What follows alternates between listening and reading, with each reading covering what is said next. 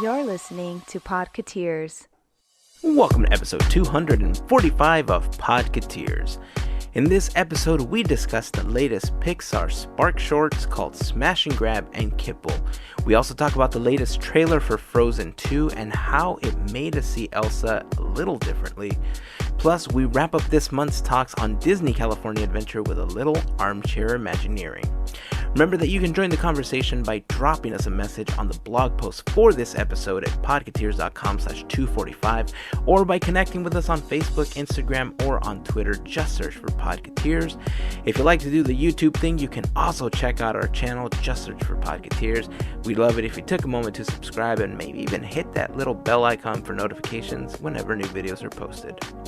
You know, I have to say that we are blown away by some of the characters you submitted for March Mayhem this year.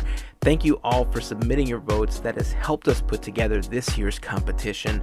By the time the next episode launches, the top 16 will have been chosen, the bracket will have been created, and the competition will be underway. Remember that we'll be giving away a prize at the end of March Mayhem, and the best way to get daily updates on who's winning will be to check the official March Mayhem page on podketeers.com. You can scroll down a bit on the homepage to find the March Mayhem logo that will take you to that page. The bracket and the rules for the prize will also be on that page, so make sure to take a look at that. Of course, you can also follow us on social media for daily updates.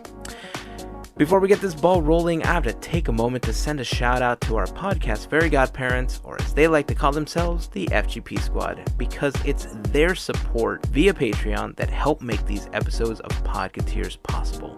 For more info on how you can become a part of the FGP Squad, you can head over to podketeers.com/FGP. Finally, if you're like me and like to do your shopping on Amazon, you can help us out tremendously by starting off your next purchase at podketeers.com/Amazon. On that page, you'll find an Amazon button that you can click to take you to Amazon's homepage using our special referral link. Then anything you buy may earn us a small commission as a thank you from Amazon for mentioning them on this podcast. If you're already using this process, we'd like to take this opportunity to say thank you. Oh, I'm sorry, what's that?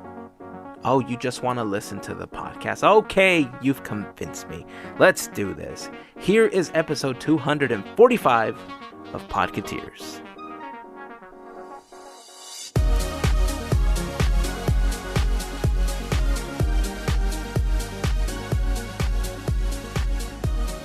Honestly, just making the magical map. Right on. Nice. But Nice. because it was so busy. Was it? Yeah, for Saturday. Because it wasn't raining, that's why. Yeah, it was like the first nice Saturday in a long time. Well, that and the competition. They had a lot of dance competitions going on. Cheerleading competitions and whatever. Like, yeah, it was like roving packs of teenage cheerleaders like everywhere. It was crazy. Got it. So, and I think World of Color's back now too, right? So, Yes. And Sensational. So there's like all these reasons for people to be there, and the weather. So it was crowded. We were there for about 5 or 6 hours and did one attraction. Ooh. And really just met up with some friends. We had some dinner, and that was about all we got to do. Yeah, you just got to make the best out of it. I mean, we went in thinking, let's just do one thing. Whatever's extra is just extra. That's cool. But, yeah, really crowded. I couldn't even take video of myself because I wanted to do one to promote March Mayhem. I couldn't find a spot, and I couldn't hear myself. So, fail on my end. That's funny. Yeah. Well, I guess since Melissa's bringing it up, I just want to say thank you to everybody that's been submitting their 8 choices for March Mayhem. It's been great seeing how many people have submitted their favorites. While we were asking for people to post something, somebody said, if Mickey doesn't win, the bracket will have been busted. And I was thinking about that. And I guess something like this does tend to favor somebody like Mickey, because most people will either say that he's their favorite, or they might feel guilty and not vote for their favorite and vote for Mickey so that he ends up winning because he's like the popular vote, right? Right. But I just want to be clear about this. Vote for who you like.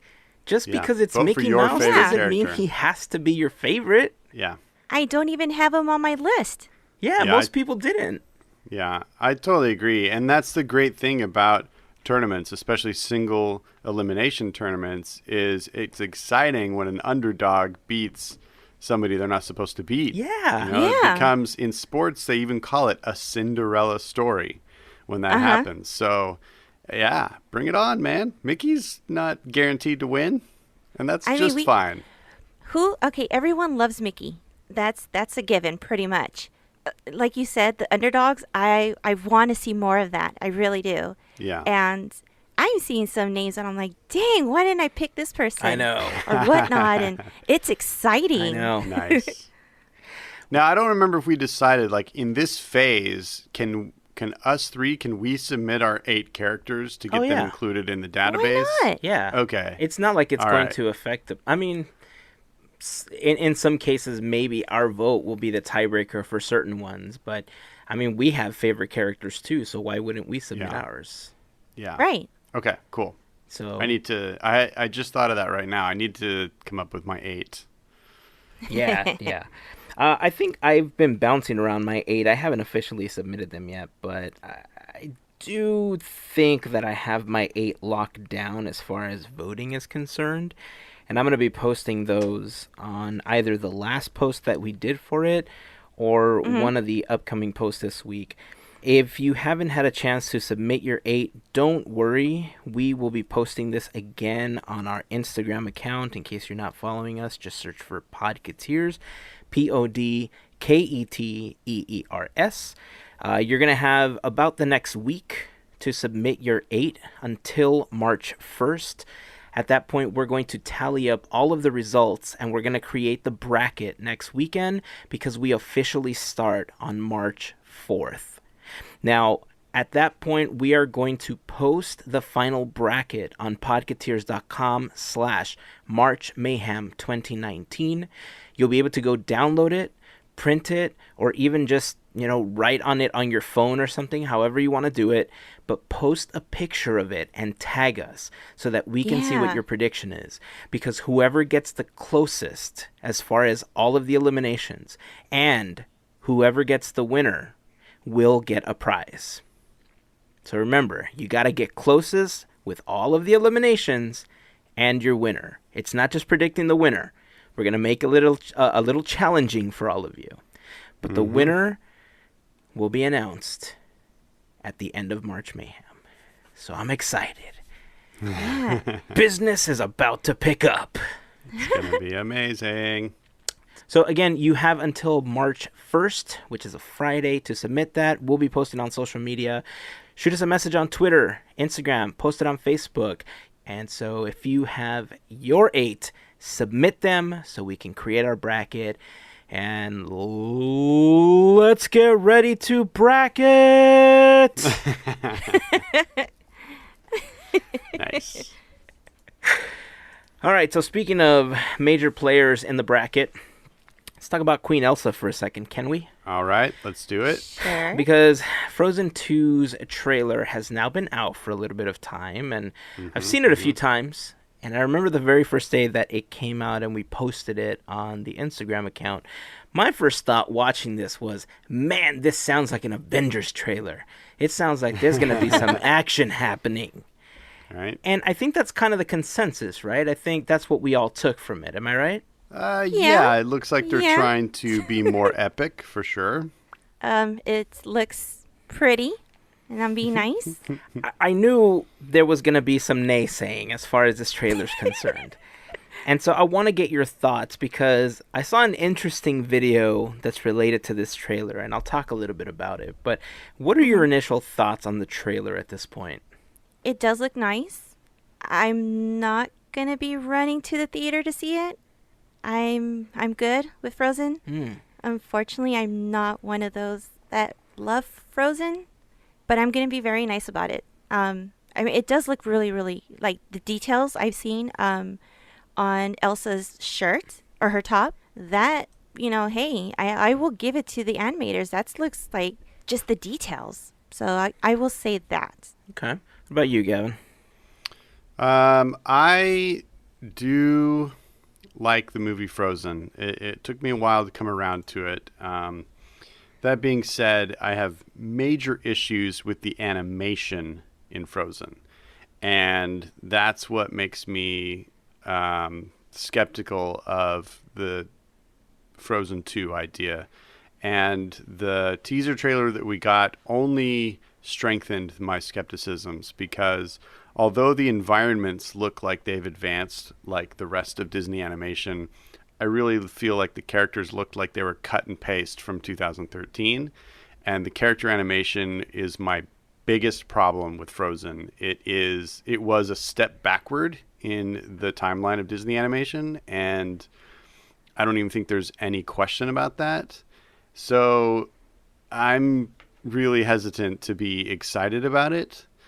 That being said, I'll be there opening weekend for sure. I mean, I'm such a nut about Disney animation.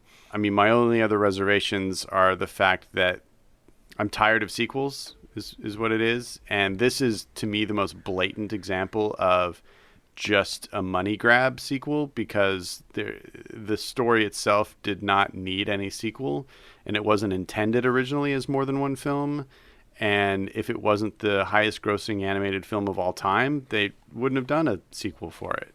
So I don't like the trend, and we've talked about it before, so I'm not going to beat a dead horse, but man, I'm so skeptical. But I was so hyped about Frozen before it came out, and I was disappointed by it. Maybe being so skeptical of it now and having a very low bar, maybe it can exceed those low expectations and I can come out pleased. I don't know. One more thought. The strength of Frozen, hands down, is the music, the soundtrack, those amazing songs that they created, which are legendary at this point. Not a single sung word in this trailer. I think with trailer 2, we have to have an indication of the music, because this doesn't come across as even being from the same universe to me as the original did. So those are my initial thoughts. Yeah, I understand what you're saying about no music in this one as far as anything that they were singing. But I think what they were really trying to get across in this one was that it was going to be more action-packed than the first one, that they're going on an adventure for something. Obviously, the question is, what are they in search of? And none of us have any more information than what anybody else saw. But there was a video by Super Carlin Brothers, big YouTubers, that I was watching this last week, where they actually got into Norse mythology and started looking at all of the symbols and how, in this case, the snowflake that we appear to see isn't necessarily a snowflake, but possibly a compass. And also the fact that the logo itself isn't completely ice the way that it was in the first movie, that it's a combination of rock that leads up to ice. So it looks like they're going into snow-capped mountains. The fact that Elsa's trying to, cross the ocean, and she's trying to outmaneuver the waves somehow, looks like she's training for something. And obviously it's part of her training for this epic adventure that they're going to go on, which looks to be that they're going to go on an adventure to figure out how Elsa got her powers, and quite possibly if Anna also has powers that just haven't been discovered, or if any other children in the area or in the world have the same type of powers. I think for me, what captivated me the most is that it, in my head, triggered that superhero element for me that took it out of Frozen and somehow made it more of a superhero movie to me. Yeah. And I bet it was the music and just the elements and the sharp cuts that they did, very different to how they edited the first Frozen film, and that in itself I think is what made me really want to see this one. Remember when it first came out, it took me a bit to watch it, but by the time that I did, it was Frozen fever, and I was already kind of sick of it, to be honest with you. So it took me a while to really come around to realizing that it's actually a good film, and I love the music. I'm one of the very few people that will ever admit that I actually like Olaf's Frozen Adventure, and I like the music, even though it's so long. But this one, I don't necessarily think that it needs to be a whole second film. You know, maybe it could have been a short, or maybe it could have been like a direct to Blu-ray release or something like that. Yeah. But, you know, maybe it'll surprise us, and maybe we'll get something that truly is epic. Because I agree with you. The characters themselves, we didn't see any advancement. The oceans and the waves just are gorgeously animated. Like, I looked at it and I was drooling just from, like, the animator inside of me. Yeah. But I get it. It really does feel like this was originally meant to be, like, a release to Blu-ray. And they said, you know what? No, let's just put it out in the theater. Yeah, I agree. I think your initial instincts are interesting, though, because really Elsa is a superhero. I mean, she's kind of a crossover superhero princess because the only other character I can think of that has powers that's not a villain would be like Hercules, and he was part god, you know? Like, she's the first one with superhero style powers. I mean, she just has powers. So it kind of is a fairy tale about a superhero. So it makes sense that you would have that kind of reaction to it. I don't think in terms of superheroes, so it didn't strike that same chord with me. But now that you say that, it makes a lot of sense. How dare you speak ill of Snow White's power to speak to animals? I mean, I guess Kronk can too. That's true. But really, it's usually just the villains that have powers, you know, and it's always dark powers, you know? Yeah. It's never, you know, I guess they kind of portray Elsa as a villain in the first half of the movie, but yeah, I think it's interesting because you could totally call her a superhero. So it'll be interesting when the next teaser or the next trailer drops. Yeah, So I'm looking forward to the next one. Now I'm curious about the music for the next one. The crazy thing is that movie doesn't come out until after Thanksgiving. So, like, how many more trailers are we going to get if they've already released one? Like 12. It's just insane. Like, We'll probably get one in the summer. After. in summer. Well, yeah, there you go. Or during, I almost called it Infinity War. During Endgame, we'll get an extended trailer. And that'll be the one that leads us through the summer. You think it'll be in Endgame? Or not Maybe. Toy Story 4? We just determined Lion she's a King. superhero. Oh, I mean, that's I true. guess, but they typically don't, do a cartoon preview at an action movie. Yeah. So Yeah, It'll be interesting. It'll probably be a Toy Story, you're right. And then that'll be the one that carries us pretty much through the whole summer. And then we'll get one more teaser right before it launches, like a month or so before. yeah. Yeah. And then boom, release, and let the Elsa flurry happen again all over California Adventure and Disneyland. Well, interestingly enough, it's kind of out of a morbid fascination more than anything. I'm looking forward to Frozen 2 more than I am to Toy Story 4. And that's interesting. mostly because I'm pretty ambivalent about Toy Story 4. Like, okay, give us Toy Story 4. I'm sure it'll be fine. I But- totally get it.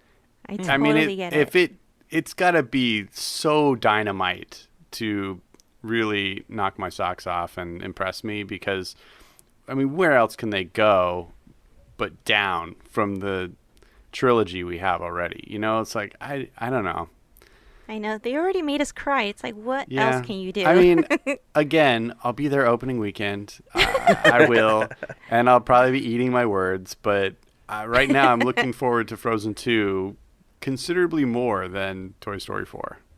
My biggest fear about Toy Story 4 is that depending on how they frame it, and if this turns out to be furthering Bonnie's story as they did Andy's with the first three, that it's going to open up the floodgates to another 2 or 3 Toy Story movies, because well, Right. now Bonnie's the owner, and they're just going to water down the franchise so much that it's going to cheapen the value and the characters in general. Well, it's kind of like the Pirates of the Caribbean franchise now. It's like, we're going to continue on with new characters. Like, who cares? Yeah, You know, I dropped like, off I after don't- Pirates 9. Land Before Pirates. That's right. I've been thinking a thought lately. It's been rattling around my brain, and it's kind of it's a thought that I've been struggling with, and I feel like Toy Story 4 and Pixar Pier kind of live in this same box together, and it's this John Lasseter box where in the last couple of years of his reign, he was really trying to just push his legacy out there as much as possible and get Pixar to be everywhere. And, I feel like he's the one that forced Toy Story 4, because it was his brainchild, and he's the one that forced Pixar Pier. And I don't think, at least we can see Pixar Pier for the most part. I don't think that the rest of the company was inspired by Pixar Pier. I think that was, pressured from the top. And what we're seeing as a result is kind of a slapdash, like, okay, here's Pixar stuff, decaled on top of Paradise Pier. And it doesn't come off as a cohesive theme. And I kind of feel like Toy Story 4 is the same way. It's like they're going to finish it out because they were so far into it. But I don't know. I think that there's something to be said for somebody having too much power or not having anybody keep them in check. And I think that's kind of what we're seeing is the last results of unchecked power. And hopefully with new leadership, we won't see that. And it's hard because, I still respect so much of what John Lasseter created and am inspired by it. But at a certain point, you can see, now that we look back, you can kind of see how some things kind of started to go off the rails. And when, things aren't kept in balance, then you get weird decisions like Pixar Pier, which I think is it still mystifies me, like the decision to do that. Like it doesn't make any sense. Yeah. Without anybody there to tell him, hey, this isn't a great idea, it's going to get made. But more importantly, how many people would he have listened to if they told him it was a bad idea?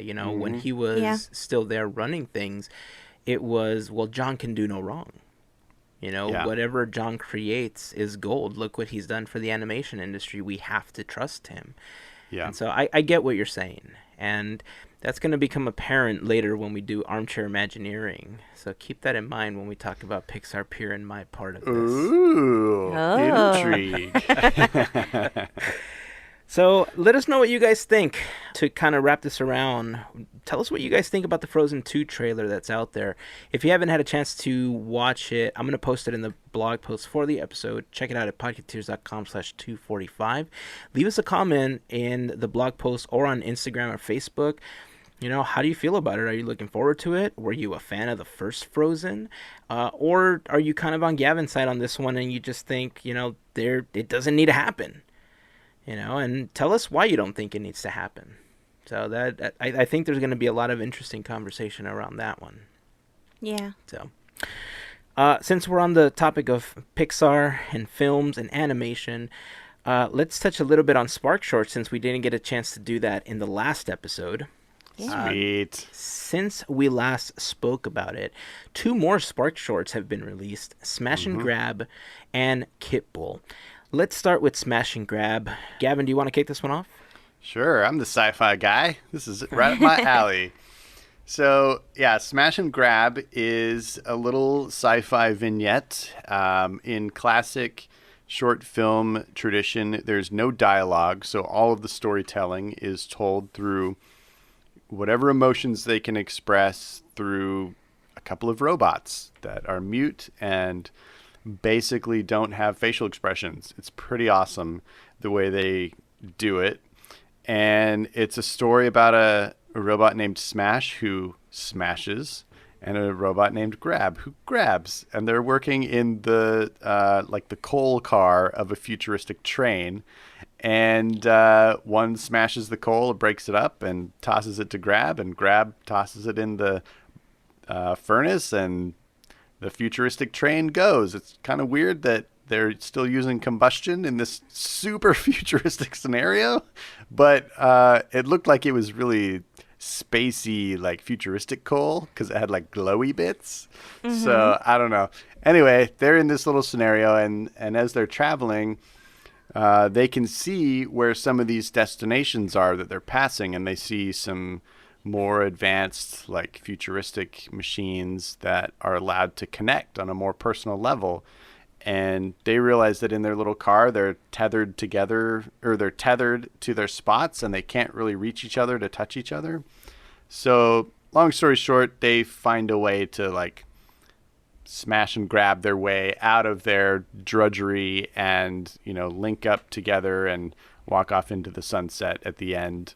And in the middle, there's a little battle with like some security droids and things like that. And, it's a really interesting little piece. And you can see the young animators that created this, exploring how to tell stories. And I think it really speaks to the purpose of SparkShorts and, the entire tradition of shorts at Pixar is that's what it's there for, is to get people's feet wet in creating animated stories. And, this one has, it could use a little bit of work. It's not, the perfect film that I was hoping it might be, but it's really good. And it's definitely worth a watch.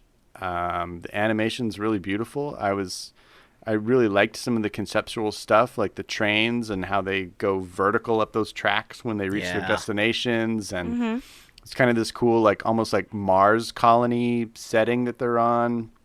I liked all of that, and it was cool. I dug it. I got a little bit of everything that we spoke about sci-fi movie-wise, but I got the sounds of Tomorrowland.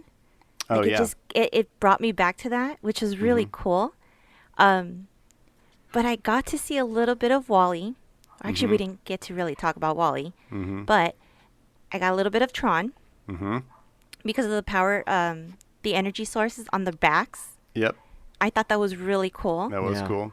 Well, even that train, because they have those like cargo trains in Tron Legacy, and the color scheme, how they express themselves, I thought it was really, really cool. But I love the message, how one was able to sacrifice the other. I mean, one was sacrifice themselves. Sorry, excuse me. Woo. No one sacrificed anybody but themselves. But to help that other one, get out and do their thing, like to rescue and to get out, to get away from the norm, because they want to go out there, they want to be with the other robots. So seeing that story, I thought it was really, really cool, because it just became like teamwork. You're my ride or die. Let's go. Let's get out of here. Yeah. So I thought it was really cool. I really did.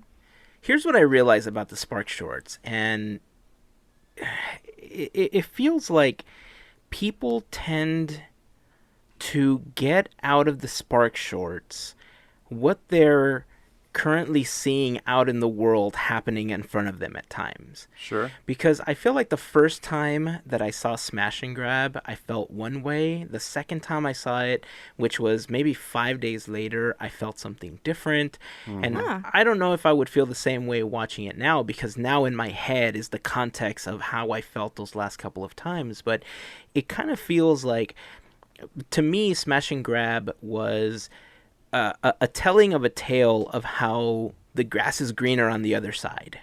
You know, there's turmoil, you work hard, but sometimes you're afraid to jump and do something that, may or may not be prosperous. And at one point, I think it's Smash that just decides, nope, this is happening. Yep. Right? And it's that little spark that you get that will ignite you into doing something that's possibly going to change your life. That is exactly what I got out of this. Even though there could be times that there are things standing in front of you, there are things in the way that will prevent you from possibly reaching that next plateau, like the fight that we saw on the train, you can get through it. And that's what this was to me. It was a film about perseverance and advancement. That's ultimately what I took out of this. And yes, the animation was great. It was cool how they were playing their little game to like trying to make it, into the furnace, and Grab just kept missing, and then he just celebrates when he finally does it. Yep. Super cute. I think how expressive they can make these objects is just one of the things that I love about how Disney teaches their animators, to do this type of stuff. It certainly spoke to me in that sense, but it was also felt like a story of no man left behind. Yeah. Right? Yeah. It was more emotional than I thought it was going to be when I was watching it. But overall, I love all the details, all the futuristic things that you talked about, Gavin, like the train tracks shooting up in the sky and everything. I love the orby things, the power source. Right. And, just the whole compromise at the end, I think was pretty cute as well. So. Yeah, and that's kind of the key of that story too, is that, they did it together, and they were going to make it out together or not at all. And, when they were in their workspace, they were tethered to their stations and couldn't reach each other. But after the struggle to get out and the sacrifice that Smash makes to save Grab, he sacrifices one of their two power sources. So at the end, they share a power source and they're tethered together. So they're in it to win it as a team at that point, and it's great. Yeah, I love it. Kitbull. This was a lot different than the other shorts so far. It was very Ivan Earl-esque in the backgrounds that were painted.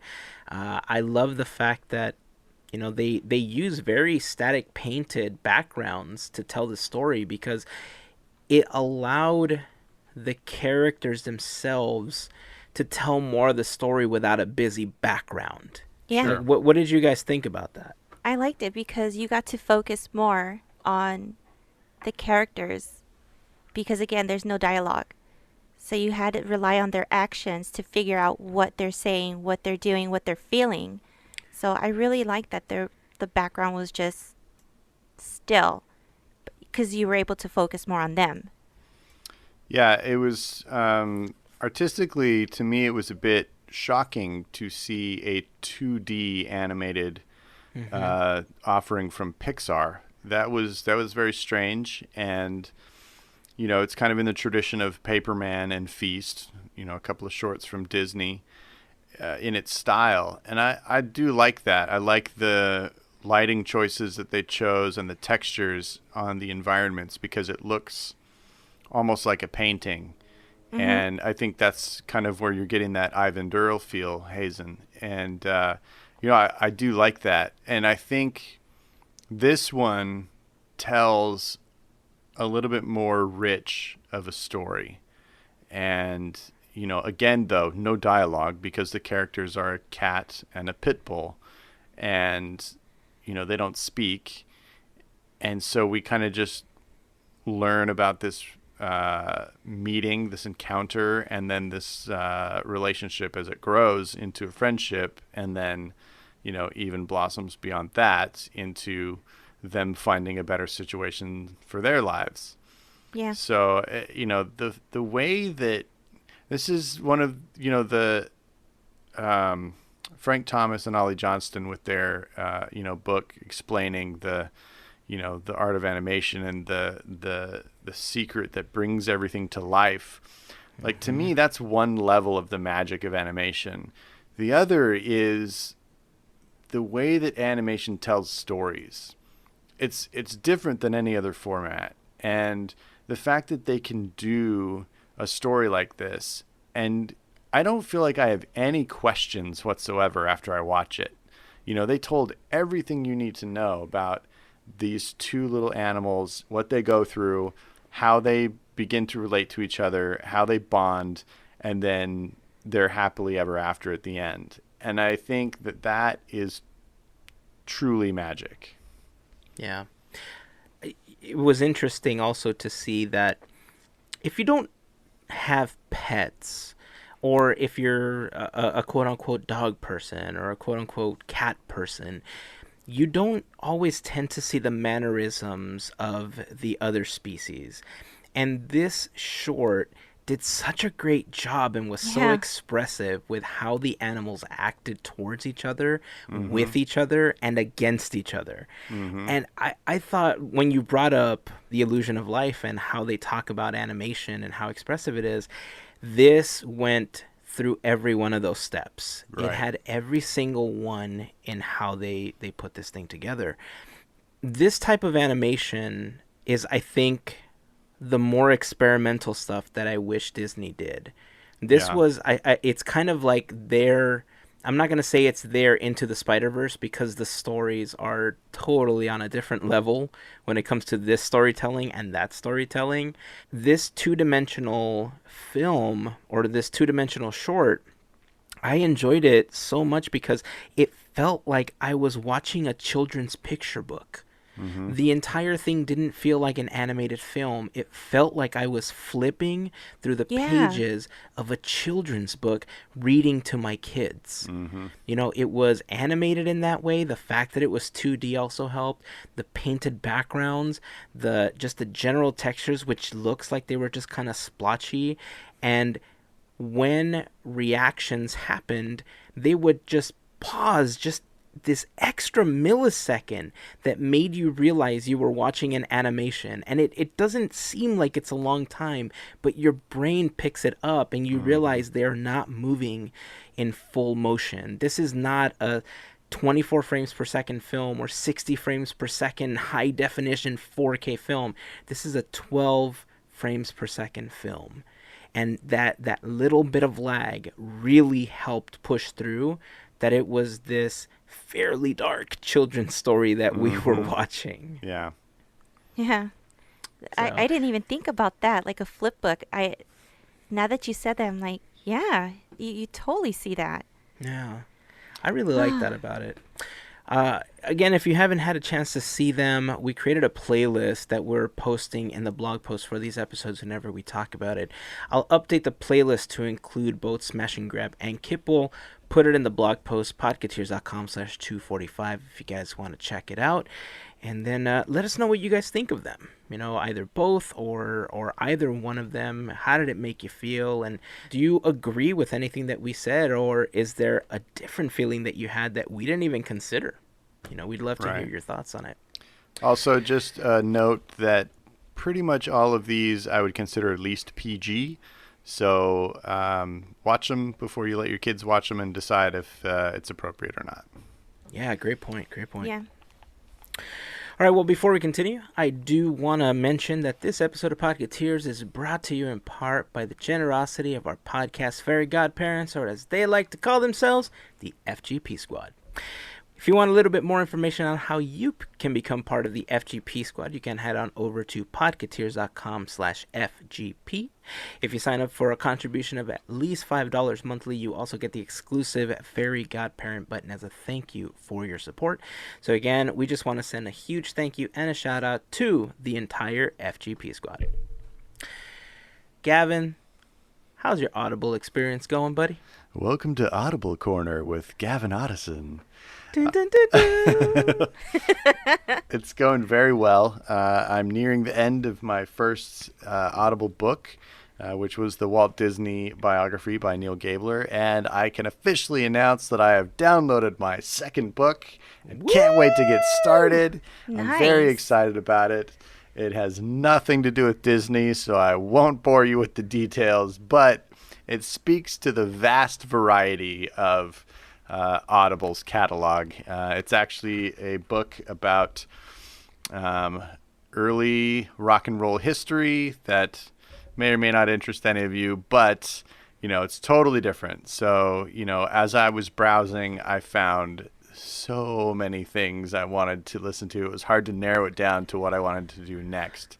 So if you haven't checked out Audible, you know, check it out. They're amazing.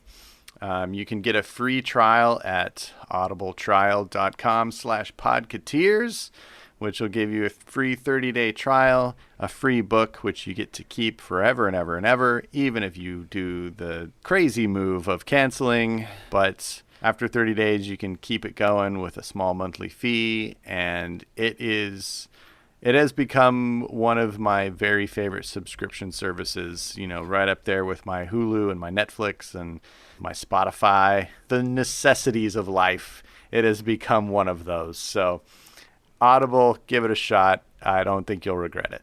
Well, as one of those necessities of life, they will come to you. Right. Yes. Took the words out of my mouth. So I say take advantage, man. It is one of the greatest things you will sign up for. I can't and couldn't stop talking about it until I convinced Gavin to do it. And now look, now he can't turn back. I've gone too far. So I'm glad you're enjoying it. I'm gonna have to ask you about that book that you downloaded next, because I do like rock and roll history. All right, cool. We will have to discuss that. Yeah, we'll have to discuss that later. All right. Well, it's time for the main event. Are we ready? Drum roll. Oh, I'm so ready. Then, for the few in attendance and the millions listening around the world, let's get ready to... Nope, wait, this is a PG podcast. Can't finish that. At least not the one I'm thinking about. Okay, so you're such a dork. In this episode, we're going to be doing some Armchair Imagineering for California Adventure. This month, we've concentrated on talking about DCA 1.0 and 2.0 and all the things that made DCA what it is today. And then I was a little jealous because Gavin got to quote Bob Iger's quote and I had Michael Eisner's. But that's beyond the point. In this episode, we're going to tell you what we would like to see at California Adventure and what we'd like to change. Who would like to kick off this Armchair Imagineering part of the episode? I'll go first. All right, let's do this, Mel. So I would actually take over Redwood Creek Challenge, and I would like to turn it into Brownstone National Park. Oh, and okay. If you're not familiar with Brownstone National Park, this comes from an old shorts. Bingo, and I'm getting there. So what I was thinking of having Ranger Woodlore in charge of the park, and there would be signs around that says don't feed the bears, only you can prevent wildfires, things like that, little nods. But what I would like to see is an interaction show where they would give you the huge sacks. These, I don't know what they're called, but these little picker-upper things. I call them pokey sticks. Yes, that. And wait, you're going to turn guests into a chain gang picking up trash on the side of the road? Yes. Almost, but in Disney fashion. Okay. PG. I like the message. I don't know. We're going to have to be real magical here. Right? It's a magical pokey thing. There we go. So what I would like to do is to hear Ranger Woodlore kind of announce that there's litter on the floor, or, hey kids, let's go ahead and help clean up the parks, like a little intro. And to help it out, you would see Humphrey the bear. I honestly think Humphrey is starting to get a little bit more love, and for him to start it off and have these kids come around, and they're going to have let's say he's trying to explain what it is, but Ranger Woodlore would have to help out and explain a little bit more because, Humphrey kind of mumbles. So he can't really do that. So with the help of his friends, we would see some familiar faces that we had once in Disneyland, and that would be the Country Bears. And they would come out, they would show how, or they would demonstrate how to pick up litter, kind of do the little dance, and then have everybody else participate in it. I think it would be fun because not only is it interacting, but you kind of dance, you kind of have a little bit of fun, but it sends a good message too. Having that and then a meet and greet, you're kind of killing two birds with one stone because you're going to divert crowds into that area from, let's say, if it's crowded in Hollywood backlot, or Pixar Pier. Something like that, kind of to help divert crowds, so it won't be so like congested in certain parts. So I was thinking of that kind of a thing to kind of bring in, bring a little bit of love into the area. So that's something I've been thinking about forever. So when we had this talk about we were going to have this episode, yes, just bring Humphrey back just bring him and the country bears, just do it. All the bears. Yeah, All pretty the much bears. all of them. So Mel, let me ask you a couple of questions. Are you Yeah. picturing this as like a stage show? Because the way that you describe it, I'm kind of picturing almost like the Fantasy Fair theater where you've got all the kids like sitting up at the front and they can kind of interact with the bears and then pick up litter up there, and like all the parents behind watching. Like what is it that's going to bring the crowd really? Because right now the Redwood Creek Challenge, it draws a few people, but it wouldn't be what you would consider a crowd, Right. draw. So is it going to be like an amphitheater with a show, or like what are you envisioning there? I would like to have it as a show. And I know that they have like a little stage going on, but if they could make that bigger, if they could expand that'd be great. It would be pretty cool to have it like when you're talking with Crush. So that kind of a thing. So they would Okay. have like the benches, they would have like the little seating area for the little ones. But I kind of see little ones being hesitant because I know it's Humphrey. Because they're big bears. Right. Yeah. So I kind of see like, hey, let's have some of the adults do it. I honestly, if this was happening, I would jump up and do it. And I think it might, kind of help out. So something like that, I'm thinking we may have to remove the little cave that's in the back. I didn't even know there was a cave. Done. Interesting. Yeah, there is. Can I drop a little bit extra magic that I've started thinking as you were describing what you would like to do? Yeah.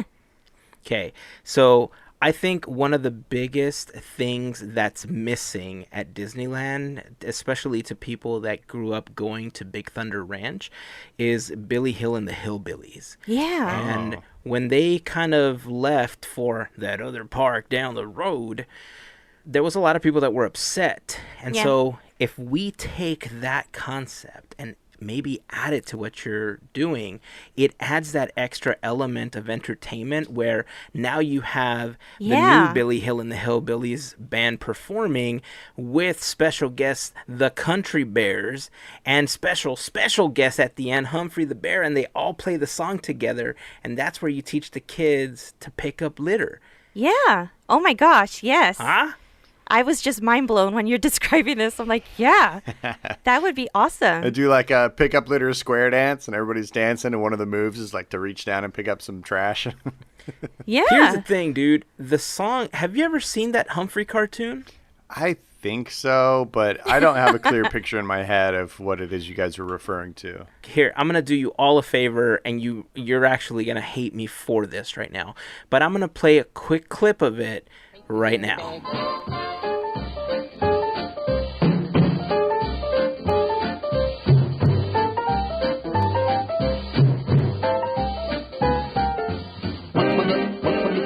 So the problem with that song is that once you hear it, it's just stuck with you. It Not is. for a day, not for a week, forever. Decades.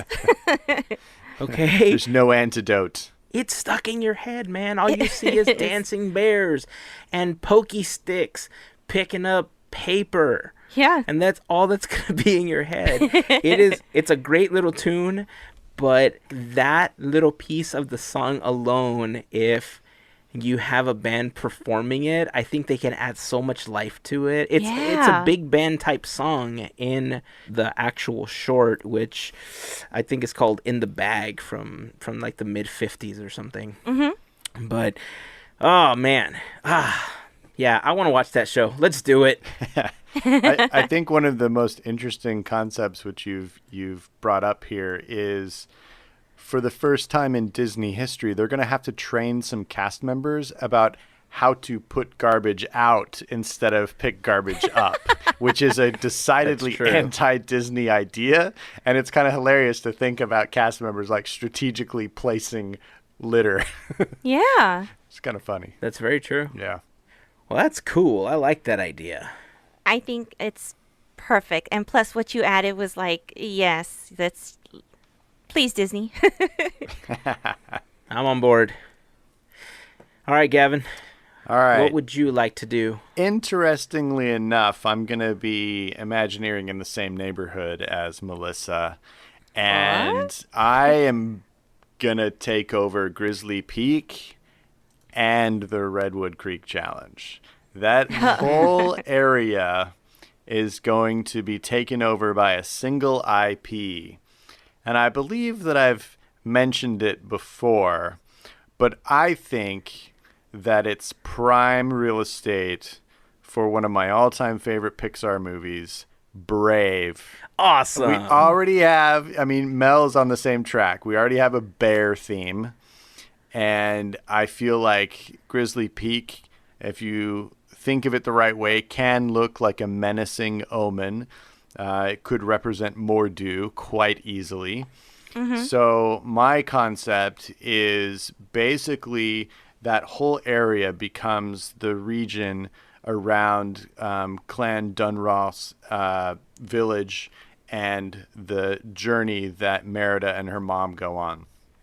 So basically, the area between the entrance to what's now Grizzly River Run and the Redwood Creek Challenge would turn into that circle of stones, that where all of the magic kind of emanates from in that film, right? Yeah. And so wherever you go in that area, you have to kind of cross through that intersection of stones that leads you on these various adventures.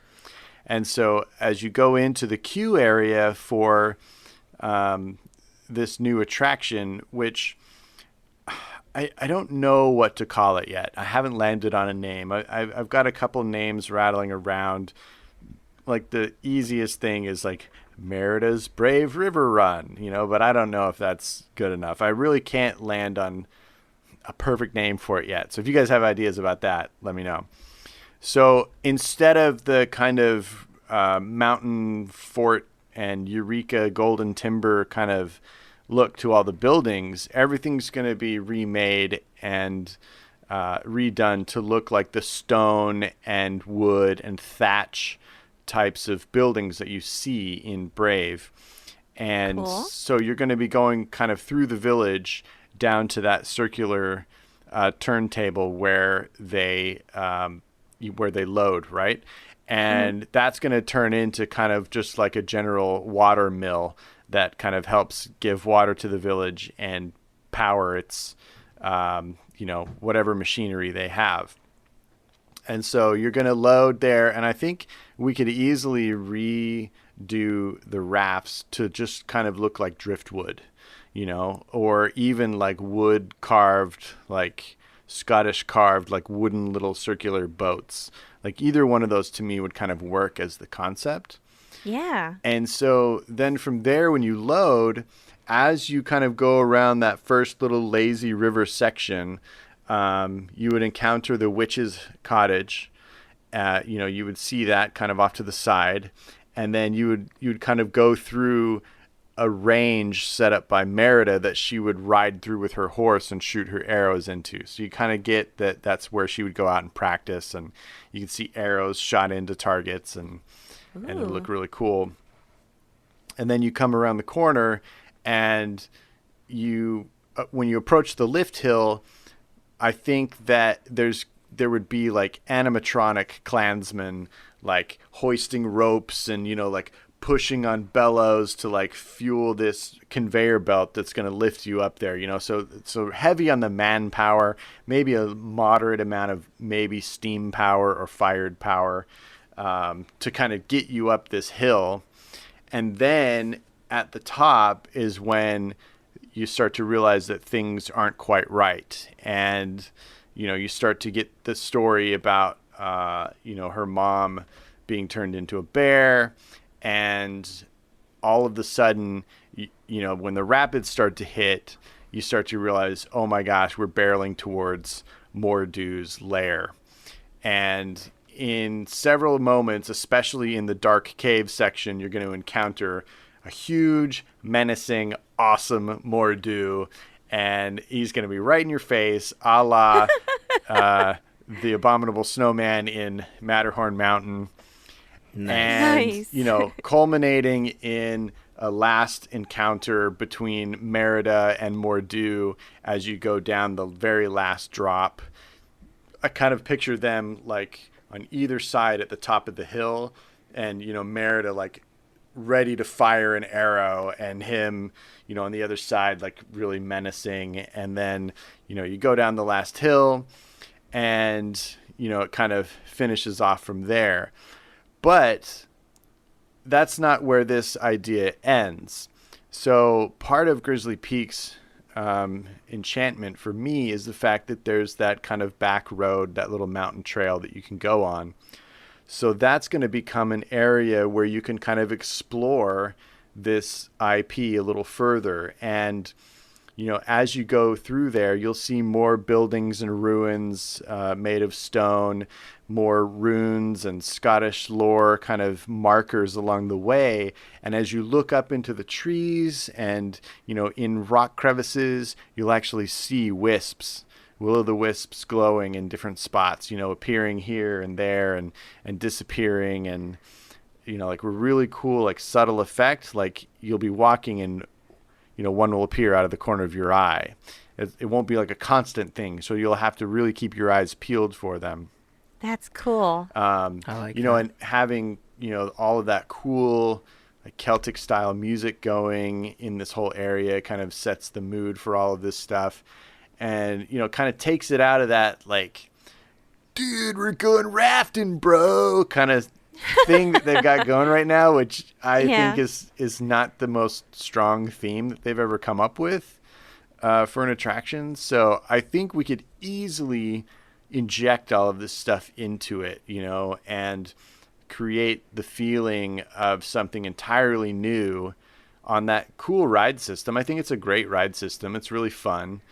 And, you can inject characters that are familiar and that people love.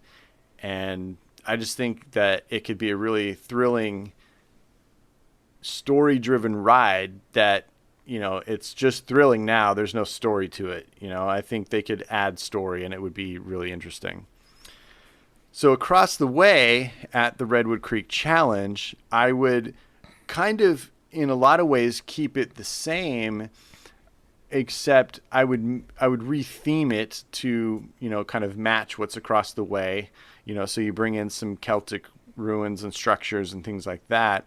But it's much more of you've got to catch the triplets who are all bears, and spot them. They're going to be like up in trees and, making mischief all over the place. I kind of think like a lot of gags, kind of like Toontown, where they're going to be like trying to pull tricks on you and stuff along the way and like hide from you and, make things happen that you don't expect. So it's more of a, kind of journey to try and find them.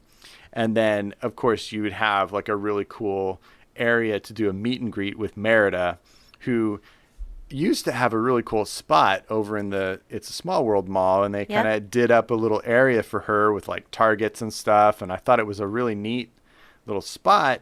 But now she kind of is just shoved up against a railing in Fantasy Fair, or there's not like a neat place for her. And to me, I love Merida. I think she's a fantastic character, and I love that story. And I think if she had a real area of her own, I think that would be cool. And I think that could draw a lot of people, like, a lot of the other character meet and greets can.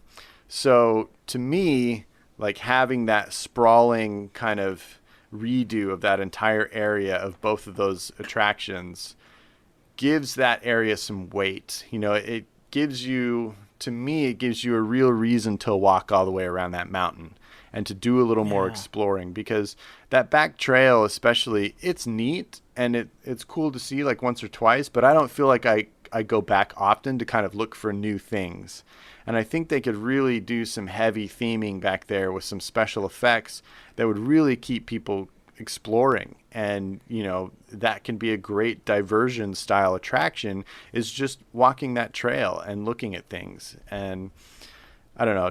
I think that the IP revolution is going to be ongoing, just like Bob Iger told us it would be a few weeks ago.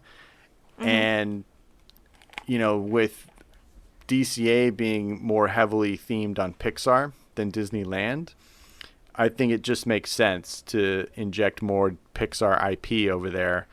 And I think it's a match made in heaven.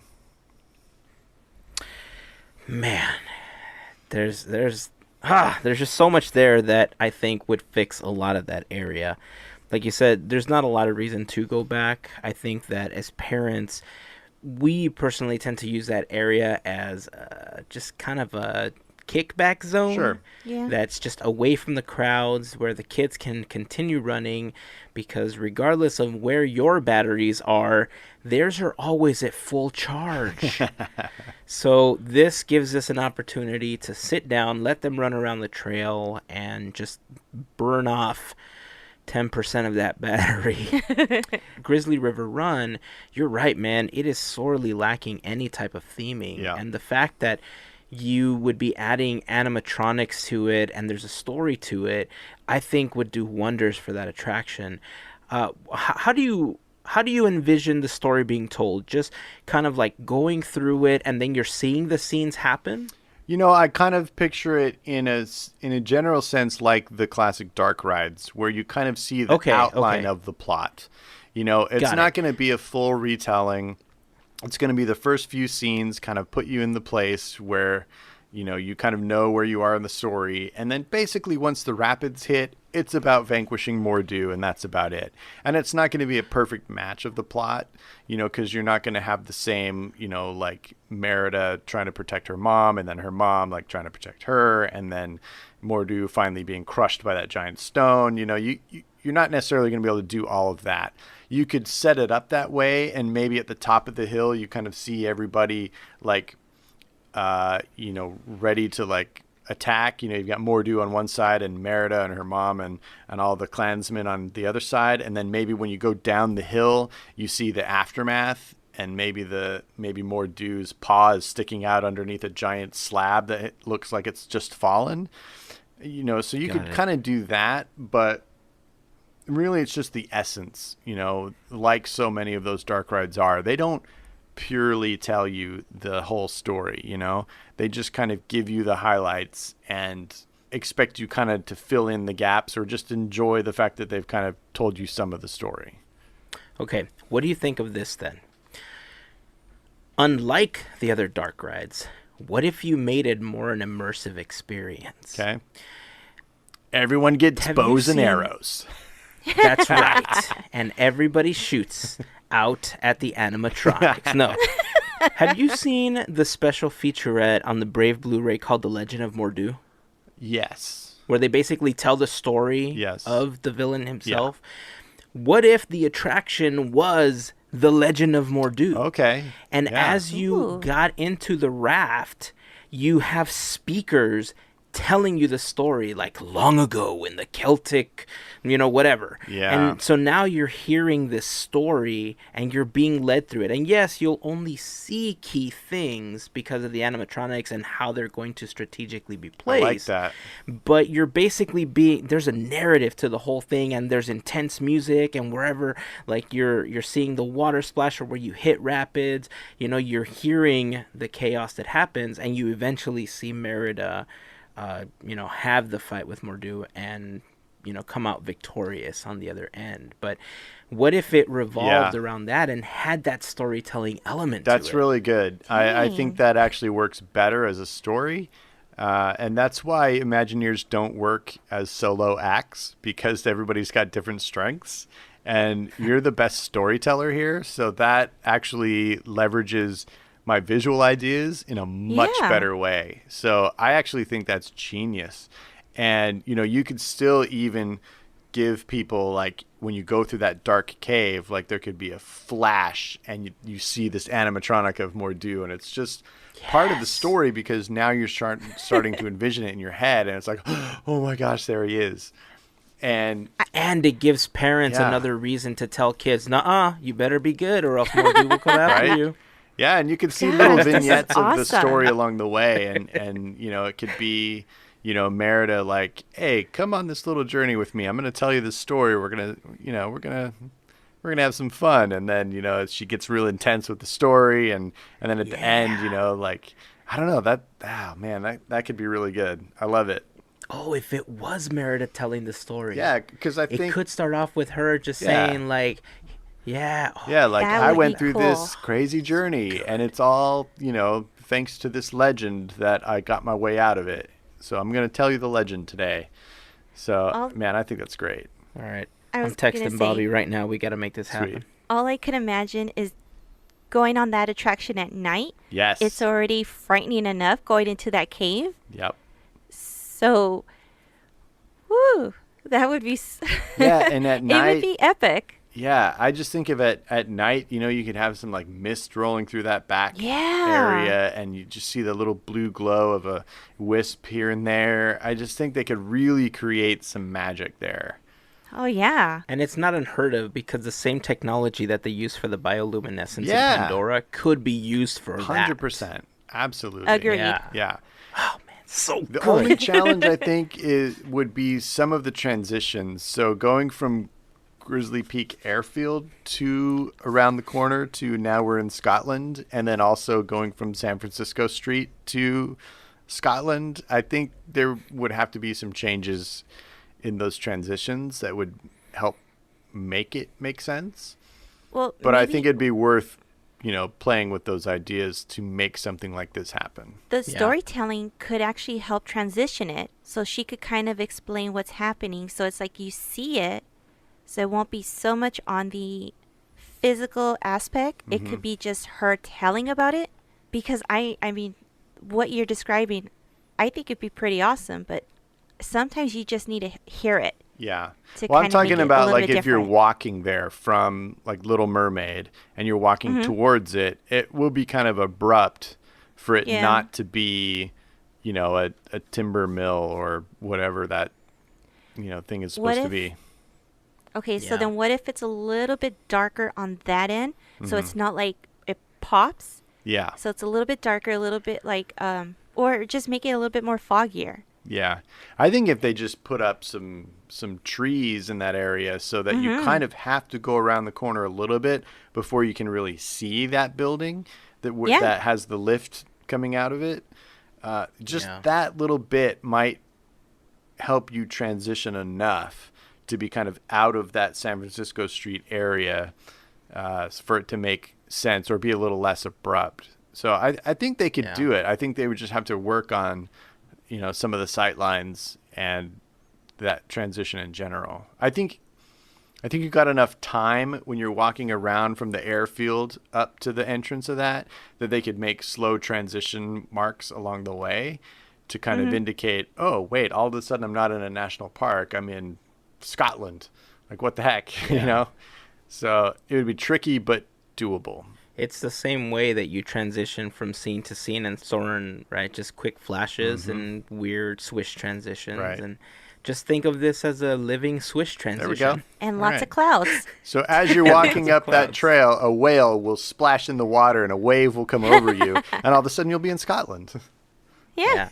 I mean, there could be audio playing in the background saying, you know, and now the magic of, you know, the whatever, you know, is going to transport you out of the woods of Scotland into another part of the world. Yeah. And they blast mist, you know, or they have some fog or something, and that's what you walk through, and now all of a sudden you're in civilization. Or what if you're walking and you're hearing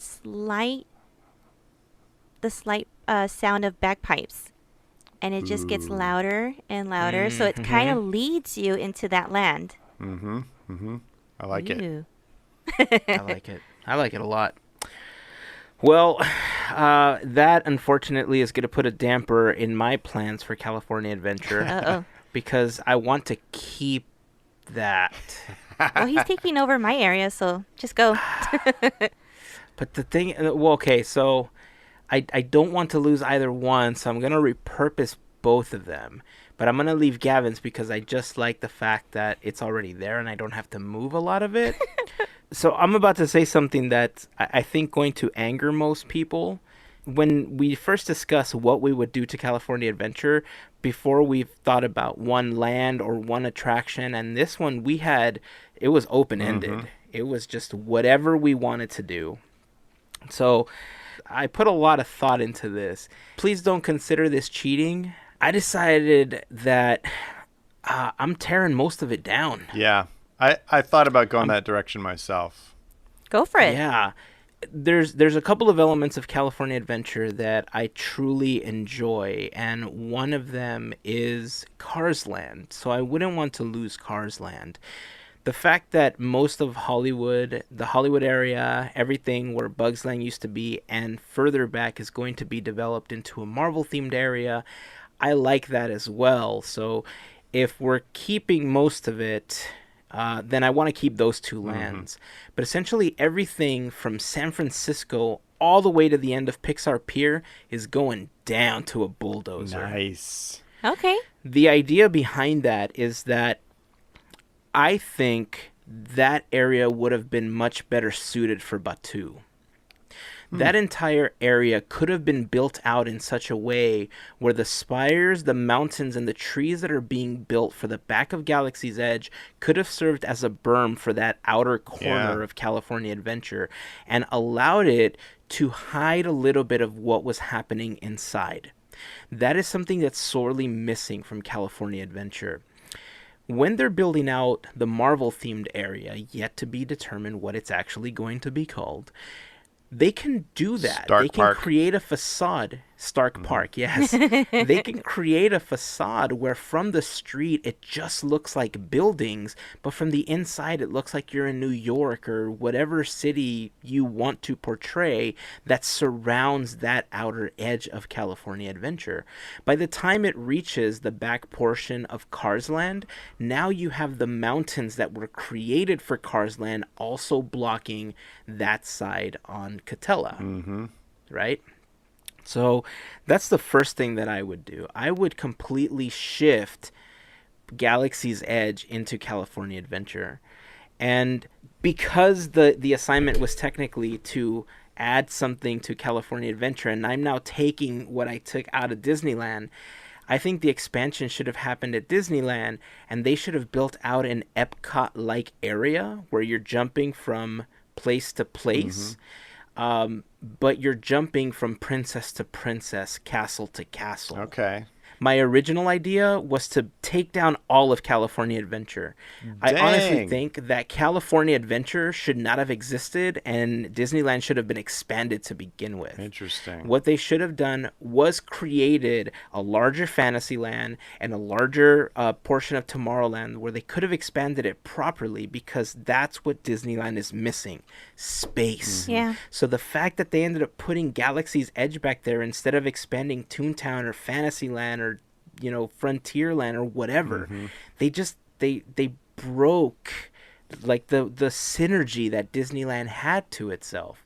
So by expanding into California Adventure, you've given yourself so much space to create these areas of fantasy and magic that you couldn't create inside of Disneyland without having to sacrifice some of the classic attractions. Now, I do want to set aside some space for Marvel and for Galaxy's Edge and whatever else that you're doing, but in that back end of California Adventure.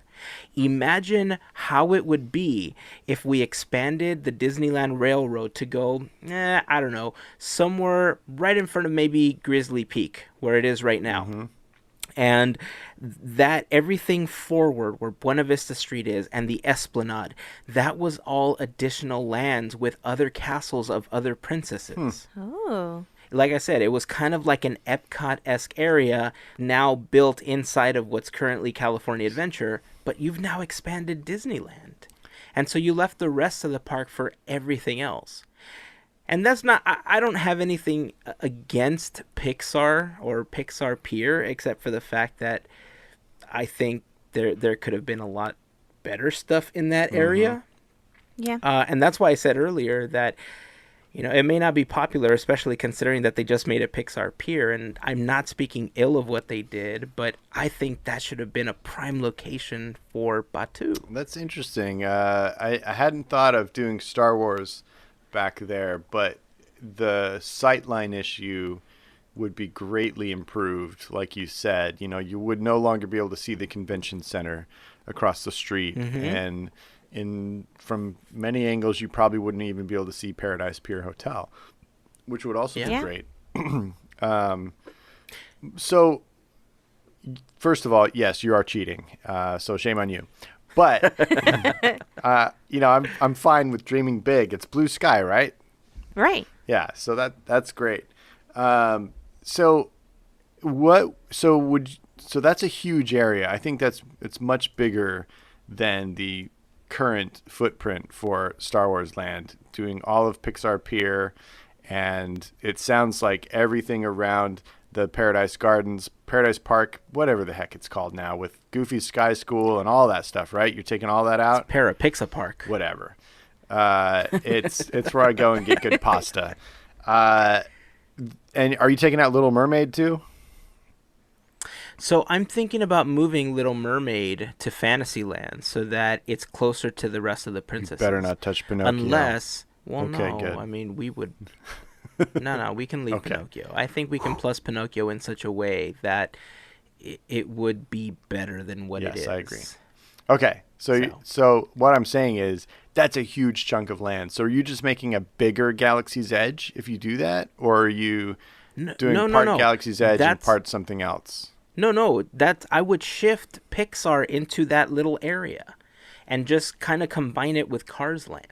Into which little area? So, I guess I'm confused. Where do you put Galaxy's the Edge? San Francisco, so Galaxy's Edge would be in the back corner where like the coaster is and the future emotional Whirlwind. basket coaster whirlwindy thing is going to Flicks be. Inside Out Flyers. Right. Unfortunately, we would lose World of Color because a large portion of that lake would be gone. Right.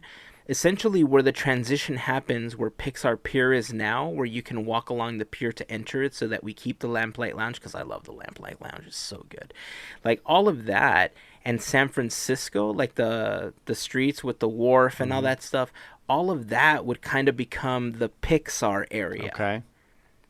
So we wouldn't lose Pixar stuff. It would just kind of compress and shift over to the left from where it currently is. Got it. Okay. So instead of losing Pixar Pier or World of Color per se, why don't we put something similar in a smaller scale in the middle of where you want to have your princess castles? Oh, yes. That would be like really Epcot, pretty. yeah. Yeah. Mm-hmm. Interesting. Okay. Yeah, I like that.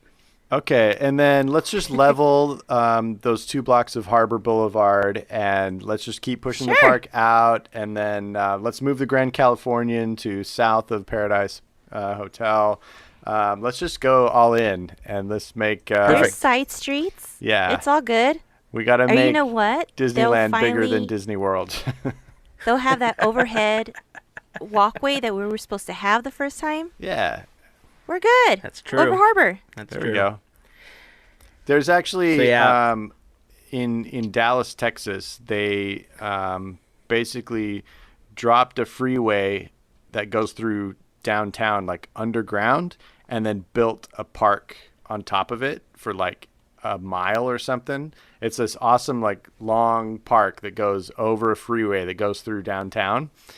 And so they could just drop Harbor and Catella and Disney Way underground and then just expand the park out over the top of them. No problem. They can't see that. They'll see the cast members. Nah, no problem. All roads leading to Mickey and Friends go underground. Yes. Yes. Bypass Burrowing like little everything. mice. Genius. There you go. That's genius. I love these kind of episodes. So yeah, the original plan was for me to pretty much level all of California That's crazy, Adventure man. and almost start from That scratch. is crazy. Also, because you're getting But- rid of the roller coaster, which is awesome, and Toy Story Midway Mania, which is also awesome. What if we had a Tron coaster in Tomorrowland? Oh, we're like Would you still want that bargaining coaster? now? No, I'm just saying, like, would that still be cool? I mean, I would rather have both coasters, but yeah. I feel like there's so many better things that we can put there, bringing in new technology. Like, I get the attraction of having that type of wooden coaster. Well, it's not all Yeah. wooden, but I'm just saying there's so many better things that we can bring in. Sure. And just lying it out in that format where you have Galaxy's Edge on that corner, Cars Land, and then the rest of the Marvel-themed area just encloses California Adventure in such a way where you're not losing the magic, you know, the way that you tend to lose it now. Yeah. And I know in previous episodes I've complained about the fact that, you know, Mission Breakout, you know, you could see it from anywhere and it kind of breaks the aesthetic of what it looks like. Maybe people will argue, well, what about the castles?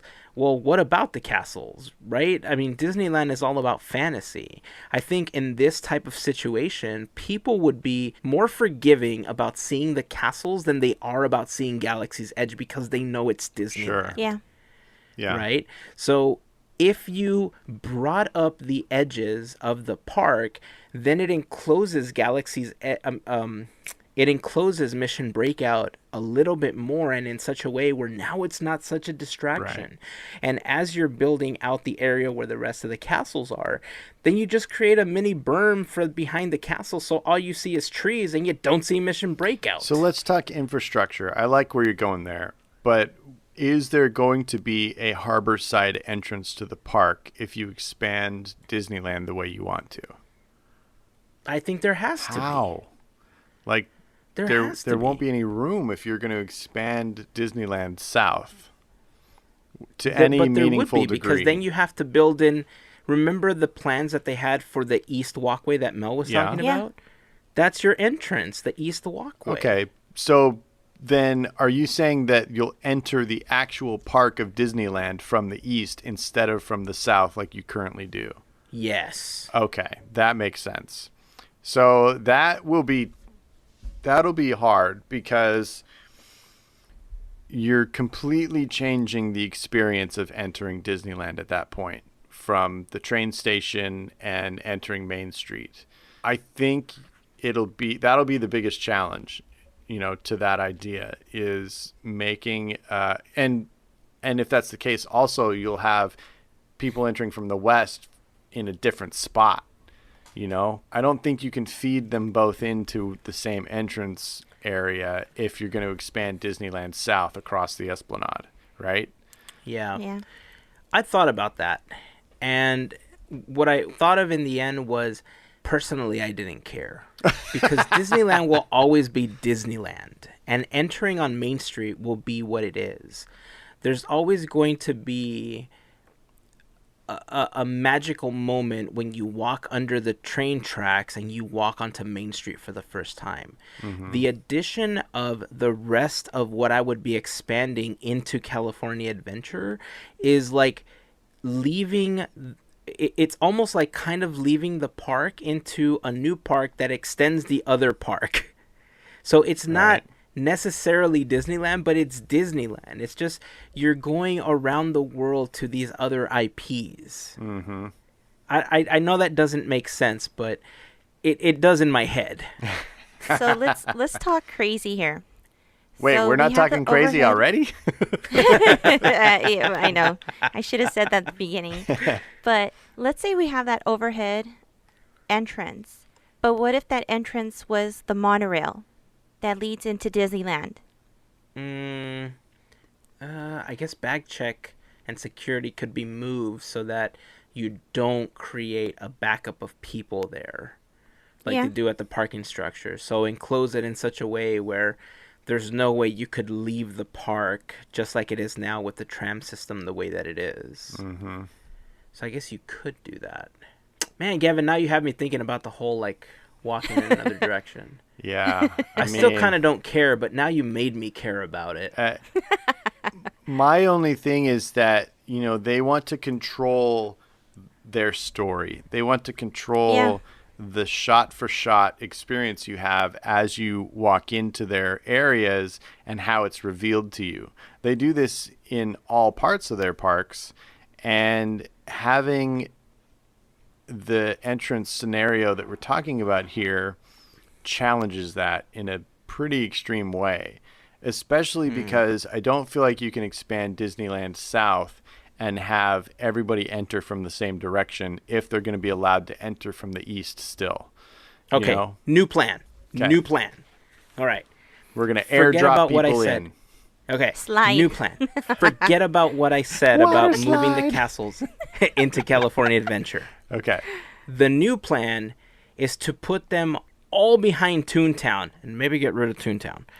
So still same concept, but now instead of only one Mickey ear behind Disneyland, you have two Mickey ears and maybe a hat in the middle. Yeah. Where that entire back part becomes this like go around the world and visit each princess's castle. And they don't have to be castles that you can walk into. It can kind of be like the Storybook Canal boat ride where you kind of see these little scale models of it, or you use forced perspective to just make it look like this huge castle that you can see from the freeway. Like right? the Beast's castle in Magic Kingdom. Exactly. And like Hogwarts in Harry Potter Land. Like you don't actually walk into the full version of that castle. You just kind of see it up above. And Right.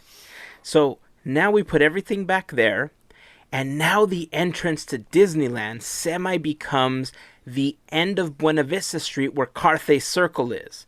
So we incorporate Buena Vista and Carthay into the story because that's where Walt showed up, and then it becomes Main Street USA, and then you see Disneyland. This is like the most mashup of all mashups. I like the idea of using everything north of the berm for one big expansion. Instead of putting Star Wars there and taking out Toontown, gives you that whole land to create some sort of cohesive concept. I'm struggling with your southward expansion. I think it's hard for me to sacrifice parts of DCA, and that's the first struggle. Second struggle is going to be conceptually making one bleed into the other if you're going to salvage parts of one. I don't think so, because if we're salvaging, let's say, the Brave area and it's going right into Batuu, if we're getting rid of Little Mermaid, that's trees, dude. Trees and a walkway. Well, no, I get that, but I don't know. I just, like you're talking about, if we make the entrance around the Carthay Circle area, having some sort of a concept of entering there and then walking north through Buena Vista Street, and then for whatever you're going to fill in the gap with, and then entering Main Street, that's a long walk, first of all. Second of all, I don't know how you make that story work. What happens in between there? I don't know. I haven't thought that far yet. Remember, I had to alter my plans because I really like your Brave idea. Okay. I mean, honestly, like, if anything, like, if you could fill in the Esplanade and make that like the new hub, and it all becomes one park, like, I could kind of get on board with that concept. You could enter from either side and you'd still be entering in the center at the same point, and you could radiate toward Disneyland or toward DCA from there, and it would give you expansion areas around the Esplanade to add more content, and then you could tear down whatever you want in parks and, rebuild those. But I don't know. If we're thinking like raising things and like completely taking things out, like huge areas, personally, I would get rid of Downtown Disney and the Grand Californian and put a third park there. Just get us the Disney World Resort type experience where we've got multiple parks. You can put up a hotel anywhere. Like, I don't care about the hotels. I really don't. And I know that's a huge hit against their business model, but I don't care. And when it comes down to it, I really don't care about Downtown Disney. It's nice to have around, but if that was more park area, I'd be way more into it, Yeah. So... Yeah. And the problem with Downtown Disney is that Garden Walk is just so close. It's across the street, and it's essentially the same thing. Right. I get what you're saying, and don't think I didn't think about tearing all that stuff down. Right. Especially considering that the plans for the other hotel that was supposed to be, 4 times larger and, this crazy All that experience. jazz. If that came to fruition somehow, you wouldn't need the Grand Californian there. Yeah. Because you're right, you could build a hotel anywhere.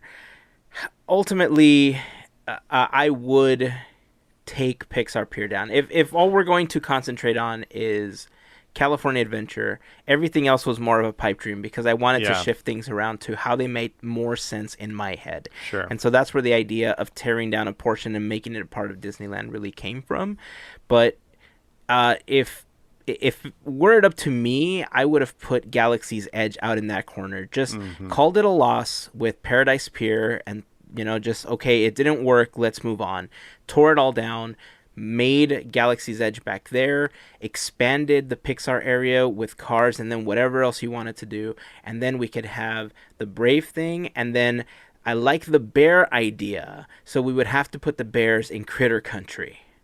Because I really like it. Wherever they could go. That's hilarious. I love that idea. Oh, man, now my brain is working like triple time. Yeah, I'm glad we do these as often as we do, so it kind of gets our creative outlet. And this was valuable. I think we all learned a very good lesson here, and that's don't give Hazen too much rope. He will use it all. We maybe should have some better parameters next time, as he redesigned the entire resort for us. See, that's why it's dangerous. You're right. It is. Because when you guys said, hey, it's open to anything, my brain just started cranking and it would not stop. Yeah. I had to walk away from thinking about it, and I was working on something else for the better part of the last day and a half because I couldn't stop thinking about all the changes that I would make. That's funny. And for me, it was easier to just, okay, Tomorrowland, great. I don't have to think of anything else. This one, oh, man. See, it's interesting because I don't know why, but I have many more ideas for Disneyland than I do for DCA. So when we get to some of those areas, I'm going to have much more challenges, just like you did on this one, because there are some areas that I've thought about for, 20 years now. I'm still fairly new to DCA and I have my, thoughts about it, but I haven't cooked up great schemes for DCA yet. But I have epic things that I would do at Disneyland. And I'm looking forward to hearing every single one of them. All right, well, I think that's going to wrap up this episode. So if you have any ideas that you want to share with us about what you would change about California Adventure, and maybe even Disneyland, who knows? Take the rope. Go. Run with it. Don't run with scissors, but run with this rope. Tell us your ideas about what you would change. And leave them in the comment section over on Instagram. Send us a tweet or on Facebook in the blog post for the episode, podketeers.com/245. We'd love to hear your thoughts on anything that we talked about. Tell me how crazy I am for taking over a portion of California Adventure or by taking all of Pixar Pier down.